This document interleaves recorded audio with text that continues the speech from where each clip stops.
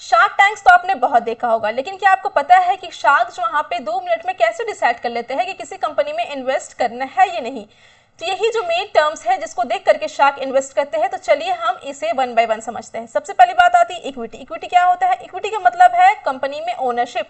अगर शार्क्स जो है 10% इक्विटी लेते हैं तो वो कंपनी का 10% ओनर बन जाते हैं।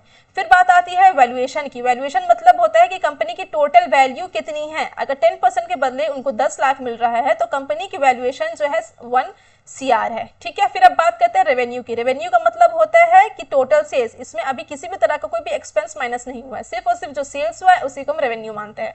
फिर अब बात करती है प्रॉफिट की। प्रॉफिट मतलब होता है रेवेन्यू माइनस एक्सपेंस, यानी कि जो सेल्स हमारा हुआ है वो और जो खर्च हमारा हुआ है वो को माइनस कर करके जो कैश हमारे पास बचता है उसे हम प्रॉफिट कहते हैं।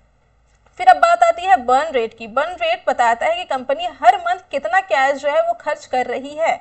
फिर अब बात करते हैं रन अवे की। रन अवे बताता है कि how long cash will last, यानी कि कंपनी के पास जो कैश अभी पड़ी हुई है वो कितने मंथ तक और चलेगी।